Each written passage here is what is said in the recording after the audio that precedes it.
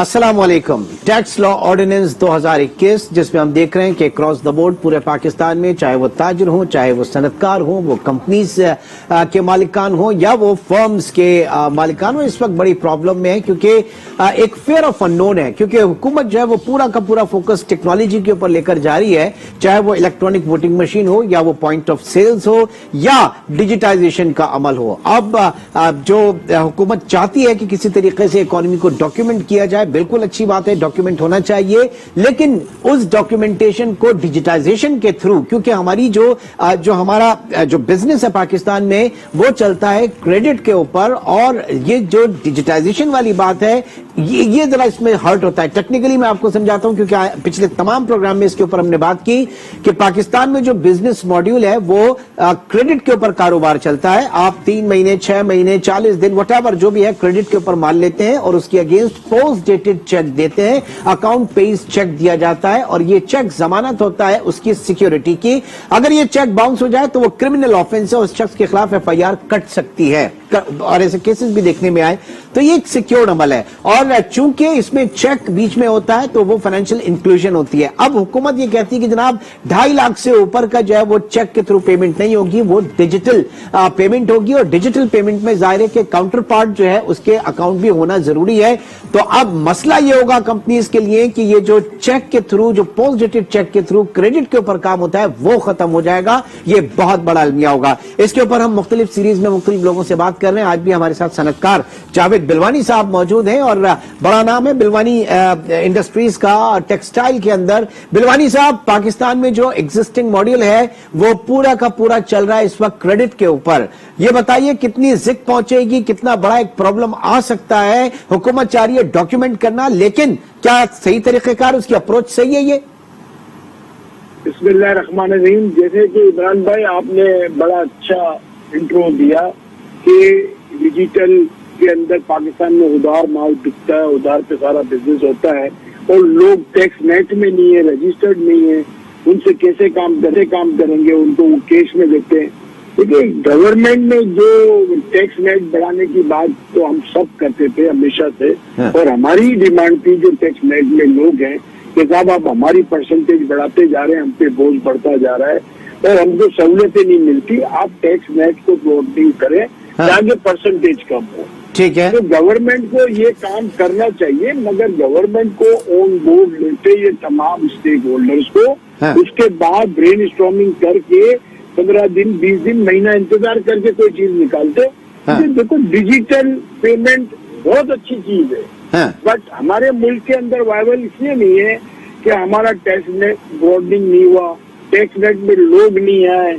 लोग सब सिस्टम में आएंगे, लोगों के बैंक अकाउंट होंगे, लोगों के MTN होंगे, लोग एक्टिव टैक्स पेयर होंगे, ये सब चीजें होंगी तो ग्रेजुअली ये चीजें, मतलब ये आखिर में जो चीज करने वाली थी आप स्टार्ट से नहीं कर सकते। अच्छा, अभी भी बिलवानी साहब, अभी भी चेक के थ्रू पेमेंट होती है या बैंक ड्राफ्ट होता है? पोस्ट डेटेड चेक्स है, बैंक ड्राफ्ट है, ये सारे भी इंस्ट्रूमेंट्स में तो हमारे बैंकिंग के है ना, फाइनेंशियल इंक्लूजन तो इसमें होती है। हम लोकल LC में भी काम करते हैं, ऐसा नहीं है, हम लोकल LC में भी करते हैं, मगर आप किस जगह किससे काम कर रहे हो? हम कैश में भी काम करते हैं, मजबूरी है। एक आदमी रजिस्टर्ड ही नहीं है, एक आदमी का कुछ भी नहीं है, उसको बोले बैंक अकाउंट भी नहीं है, उससे आप कैसे काम करोगे? कैश में लोगे माल। तो ये सब चीजें हैं, ऐसा नहीं है। अब हमारा एक्सपोर्ट है, एक्सपोर्ट में हमको कार्टन चाहिए होती है, थैलियां चाहिए होती है, ये बटन चाहिए होते हैं, कभी क्या चीज चाहिए होती है, हमें नहीं मिलती है, मजबूरन कैश ले लेते हैं। एग्जैक्टली। हमारे कई हैंगर चाहिए, वो हैंगर वाला बोलता है भाई मैं तो नहीं हूँ, मेरे को तो कैश में दोगे तो मैं दूंगा। तो हम क्या करते हैं, हम कैश में खरीदते हैं। अच्छा, फिर दूसरा, अब चले आप बटन ले लें, हैंगर ले लें, आप बुकरम ले लें, आप ईच एंड एवरीथिंग ले लें, सुई धागा सब कुछ ले लें, तो इसका मतलब यह है कि आपके जितने भी वेंडर्स होंगे या जितने भी आपके सप्लायर्स होंगे, सबका बैंक के अंदर अकाउंट जो है वो लाजमी होगा। जाहिर है कि ऑब्वियस डिजिटल पेमेंट तो उसी के ऊपर होगी ना। सही कह रहे हैं, बिल्कुल सही कह रहे हैं। अब हमारे जो वेंडर्स हैं उसमें से 20-25-30% लोग जो है ना वो अकाउंट्स में आ गए हैं, क्योंकि हम माल नहीं खरीदते, हम खुद परेशान होते हैं, बोलते भी तो अकाउंट खोल के कर, तो ग्रेजुअली आ रहे हैं। मतलब गवर्नमेंट ने बहुत अच्छा काम करने का इरादा किया है, बट आप ये जो चीजें हैं इसके अंदर देखो, आप सबसे पहले टैक्स नेट बोर्डिंग करनी है हमें। अब ये लिखते हैं अंडर फाइलर। अंडर फाइलर से क्या मतलब है भाई? नॉन फाइलर हाँ। या जीरो फाइलर, इसकी एक डेफिनेशन ही है। सर ये तो बाबुओं के लिए बड़ा आसान हो जाएगा ना, किसी को भी अंडर फाइलर के खाते में डालना। तो वो तो जिसको चाहेगा अंडर फाइलर बना देगा। भाई मेरी बात सुनो, अगर देखो यूं नहीं है, गवर्नमेंट ने अभी सेल टैक्स रिफंड के लिए बहुत मेहनत की हमारे साथ मिलके। हमको 1 साल बहुत तकलीफ हुई रिफंड में। हमारे कई एक्सपोर्टर बेचारे बंद हो गए, काम बंद कर दिया छोटे एक्सपोर्टरों ने। जब ये अशफाक साहब मेंबर IR बने, इन्होंने बहुत हमारे साथ मिलके मेहनत की। ठीक है। और 6-8 महीने इनके आने के बाद लगे, और फिर आज हम सुकून में आए कि हमारे रिफंड आ जाते, हम डालते और रिफंड जो इन्होंने कहा था उस हिसाब से आते हैं। बट सिस्टम बनाने में टाइम लगा। सिस्टम बनाने में जो वक्त लगेगा। अच्छा, हमारे साथ ही मौजूद रहिएगा जमील पराचा, ताजिर रहनुमा, उन्होंने भी हमें ज्वाइन किया। जो प्रॉब्लम्स हैं हर स्टेज के अलग हैं, कंपनीज के लेवल के अलग हैं, फर्म्स के लेवल के अलग हैं, डॉक्यूमेंटेड इकोनॉमी के अलग हैं, ग्रे इकोनॉमी के अलग हैं, ताजिरों के अलग हैं। आपके भाई क्या मामला कहां तक पहुंचे? 26 को आप धरना दे रहे हैं, कुछ बातचीत बीच में हुई कि नहीं हुई? जी बातचीत तो हुई है। देखिए धरना, असल बात यह है कि पहले गवर्नमेंट हमें समझा दे कि टैक्स जो छोटे ताजिरों पे जो सेल टैक्स लगाना चाह रहे हैं वो लागू होता ही नहीं है। जो आप मैन्युफैक्चर से और जो आप इंपोर्टर से पहले टैक्स वसूल कर रहे हैं, वो टैक्स ये चाह रहे हैं कि दोबारा वो हमसे हासिल करें, जो हमारे पर लागू होता ही नहीं है। वो पहले आप इंपोर्टर से और आप पहले मैन्युफैक्चर से वसूल कर चुके हैं। वो अब ये चाह रहे हैं कि छोटे ताजिरों को, जैसे 1000 स्क्वायर फीट की दुकान है, 2000 स्क्वायर फीट की दुकान है, 1000 स्क्वायर फीट की दुकान तो कारोबार कर रही है 20 लाख का, और जो छोटी दुकान है 200 स्क्वायर फीट की एक दुकान है होलसेल की है, वो कारोबार कर रही है 2 करोड़ का। तो ये चाह रहे हैं कि वो 1000 स्क्वायर फीट की दुकान, 2000 स्क्वायर फीट की दुकान, इसे हम सेल टैक्स में लेके आए। तो रकबे के हिसाब से सेल टैक्स लगाना जायज नहीं है। दूसरी बात यह है कि ये बड़ी दुकानों पर डिवाइसेस लगाना चाह रहे हैं, जो कि एक नाजायज बात है कि डिवाइसेस कैसे आप लागू कर सकते हैं। आप पहले लोगों के साथ बैठ के पहले डॉक्यूमेंटेशन का मामला दुरुस्त करें। कहीं से पराचा साहब, कहीं से तो इब्तिदा करेंगे ना, कहीं से तो इब्तिदा करनी है। नहीं, इब्तिदा करने के लिए देखें, इब्तिदा करने के लिए पहले आप अपना FBR के मामला तो दुरुस्त करके हमारे साथ बातचीत करें। पॉइंट ऑफ सेल मशीन अगर लगाएंगे सर, तो आपकी सेल को ही रिफ्लेक्ट करेगा ना। पॉइंट ऑफ सेल अगर सेल पे तो वो फिर लागू नहीं हो रहा ना। सेल जो इन्होंने 1 करोड़ तक की छूट दी है, 1 करोड़ की छूट तक के वाले ताजिर जो है उसमें उस जमरे में नहीं आ रहे। अब ये दूसरे तरीके से लाना चाह रहे हैं।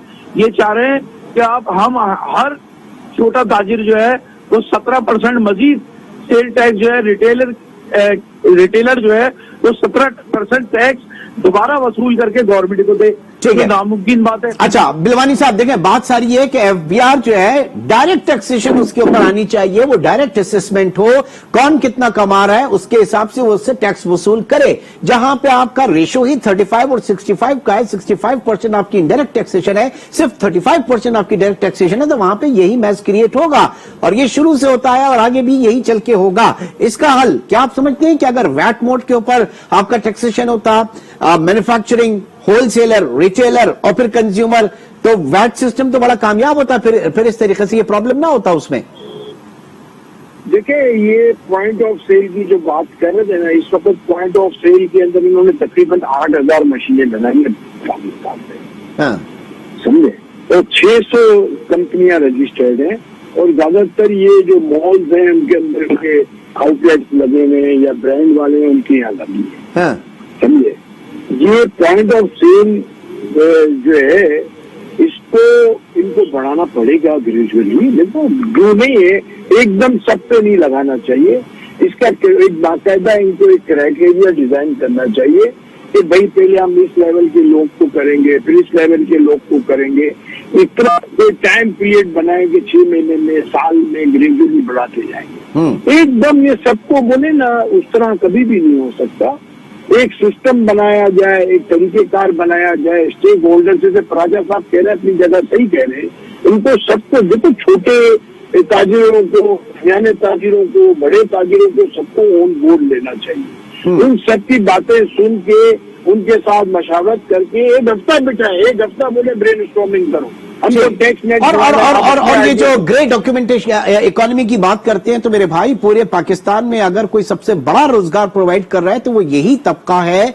आप जाके देख लीजिए कि कितना हमारा कॉर्पोरेट सेक्टर करता है और कितना हमारा अनडॉक्यूमेंटेड सेक्टर करता है। तो उसको टैप करना है, सलीके से करना है, इसको टैक्स बेस को बढ़ाना है। टैक्स नेट के ऊपर अगर आप आ जाएंगे, टैक्स रेट को बढ़ाने के ऊपर काम करेंगे और टारगेट्स को लेकर काम करेंगे तो ऐसा मुमकिन नहीं है, चीजें और ज्यादा खराब होंगी। पराचा साहब क्या कहेंगे?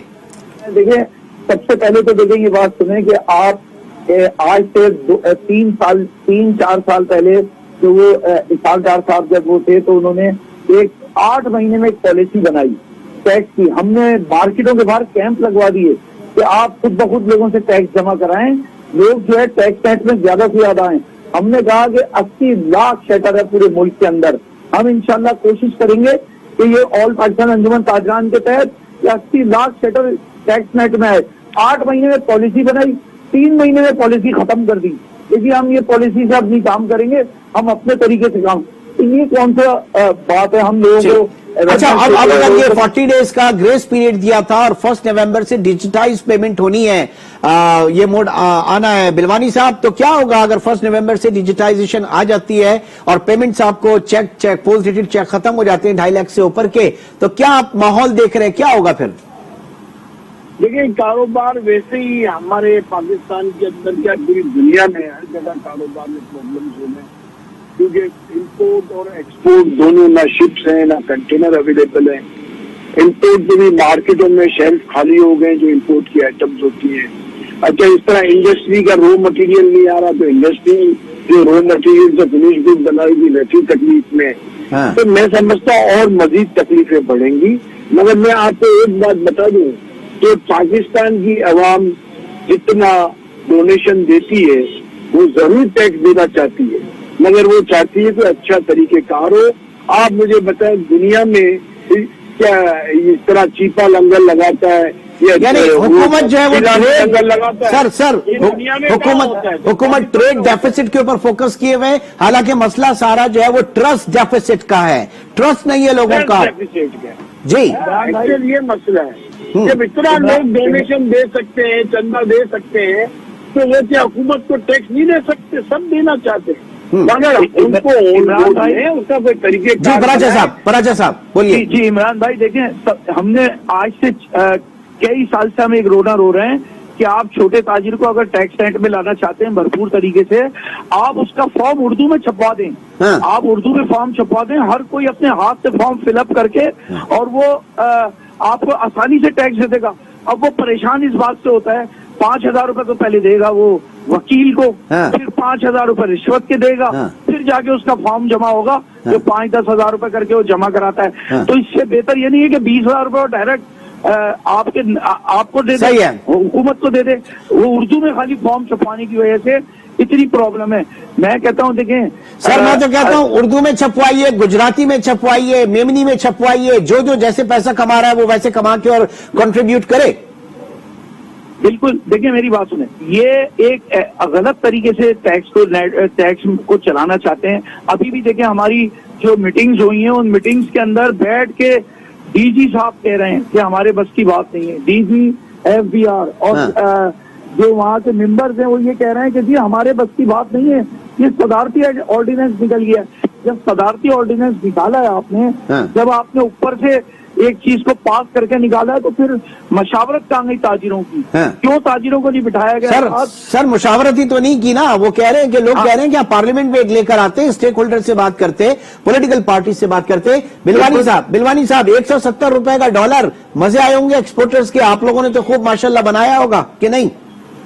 देखिए, ये आप बिल्कुल सही कह रहे हैं। हमारे यहाँ पाकिस्तान से मेजोरिटी जो एक्सपोर्ट होता है ना, तो सबसे बड़ा टेक्सटाइल सेक्टर है, जो मोर देन 65% एक्सपोर्ट होता है। अब टेक्सटाइल सेक्टर के अंदर ऑलमोस्ट इम्पैक्ट जो है ना, वो 50% या 40% का इम्पैक्ट इम्पोर्ट का होता है। अच्छा, आप समझे? रॉ मटेरियल इम्पोर्ट करते हैं आप? रॉ मटेरियल सारा इम्पोर्ट करते हैं? अब ये डाइस है, केमिकल है, अब तो कॉटन भी import होती है। हम कॉटन प्रोड्यूसिंग कंट्री थे, एग्रीकल्चर कंट्री थे। अब आप मुझे बताएं, कॉटन भी इंपोर्ट होती है, इवन यान भी अब इंपोर्ट हो रहा है। हाँ। इवन आपके यहाँ जो है आलू प्याज अदरक इंपोर्ट होती है। सही एग्रीकल्चर कंट्री है। और मेरी बात समझ में नहीं आती है कि कैसा एग्रीकल्चर कंट्री है जो पूरे इंडिया पाकिस्तान को एक जमाने में कैटर करता था। एग्रीकल्चर यहाँ होता था हमारे पंजाब में। हाँ। आज हम सब जगह से इम्पोर्ट करते हैं। अब मुझे बताएं, अब इम्पैक्ट अगर ये हम 100% अपना लोकल प्रोडक्ट हो और अगर डॉलर इतना महंगा हो तो आप क्या समझते हैं? तो फिर तो एक्सपोर्टर कहाँ से कहाँ निकल जाए। सही, मगर यानी हमारे कुछ आप इंटरनेशनली compete कर पा रहे हैं कि नहीं कर पा रहे हैं? जाहिर है कि सूरत में तो बांग्लादेश आप पूरी मार्केट आपकी लेकर बैठा हुआ है, इनपुट कॉस्ट वहां पे कम है, इंडिया में आपके मुकाबले में कम है। हम इसमें खुश होते हैं, खित्ते में सबसे कम पेट्रोल प्राइसेस है पाकिस्तान में। बाबा रियल तस्वीरें दिखाओ ना, ले जाके दिखाओ कि क्या आदाद शुमार है क्या? बिजली, इलेक्ट्रिसिटी, इमरान भाई देखिए 2 साल से तो हम लोग 4 सेंट में। बिलवानी साहब जरा अपनी बात मुकम्मल कर लें, फिर मैं आता हूं पराचा साहब आपकी तरफ। जी, उज्बेकिस्तान अभी हमारे लोग डेलीगेशन में गए थे ना, हाँ। 4 सेंट की बिजली है। और हमारे यहाँ डिस्काउंट करके जो टेक्सटाइल एक्सपोर्ट सेक्टर और या फाइल रिलेटेड सेक्टर को 2 सेंट में दे रहे हैं, जिसपे पूरी असेंबली और पूरी कैबिनेट शोर मचा रही है कि आप एक्सपोर्टर को 9 सेंट में क्यों? 9 सेंट्स में, 9 सेंट्स। 9 सेंट। ओके, और उज्बेकिस्तान के अंदर 4 सेंट की बिजली है हर आदमी की। ठीक है, तो आप बस अल्लाह ही मालिक है सर, फिर अल्लाह ही मालिक है। जी पराचा साहब, मैं कहता हूं कि 2 साल से आप देखें कि हम कोविड में फंसे हुए हैं। एक दिन कारोबार बंद हो जाए, जो छोटे ताजिर के लिए जो शटर पावर है उनकी बात कर रहा हूं, सिर्फ कराची में 3.5 अरब रुपए के लॉसेस होते हैं। हेलो, जी जी सुन रहा हूँ, सुन रहा हूँ। आप जरा अंदाजा लगाएं, 3-3.5 अरब रुपए के डेली लॉसेस, और हुकूमत ने 2 साल से किस तरह हमारे कारोबार बंद करवाएं, किस तरह कारोबार हमने जबरदस्ती खुलवाएं। तो 2 साल के अरसे में जो हमारे लॉसेस है वो तो आपने एक तरफ डाल दिए। आपने बजाय कोई हमें सहूलत देने के, बजाय कोई आपने हमें इस बात की मराद देने के कि यार 2 साल से आपका ताजिर डूब रहा है, दीवार से लग गए छोटे ताजिर। 60% वो दुकानें खाली हो चुकी हैं जो रेंट पे थी। आज हर मार्केट में कहीं भी जाके देख लें कि दुकानें रेंट के लिए खाली मिल रही हैं। सर लेकिन जमील पराचा साहब, बड़ी माजरत के साथ आप जरा जोड़िया बाजार जाएं, वहां पे आप दुकानें देखें, जिन दुकानों की आप बात करें, फिर उन्हीं लोगों की आप माशाल्लाह रिहाइश जाके देखें, उनका लाइफ स्टाइल देखें, तो वो भी तो मैटर करता है ना। आप डायरेक्ट टैक्सेशन के ऊपर आ जाएं, फिर आप जो भी आपका लेविश लाइफ स्टाइल हो सबको मंजूर होगा।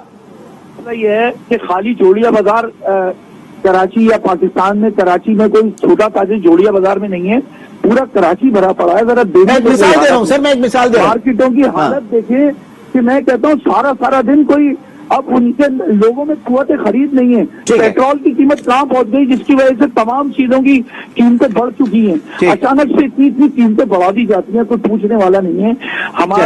बहुत बहुत शुक्रिया। आगे आने वाले प्रोग्राम में इन चीजों को करेंगे, और जावेद बिलवानी और जमील पराचा हमारे साथ मौजूद है। इंशाल्लाह आपसे कल मुलाकात होगी। टिल देन टेक केयर, अल्लाह हाफिज।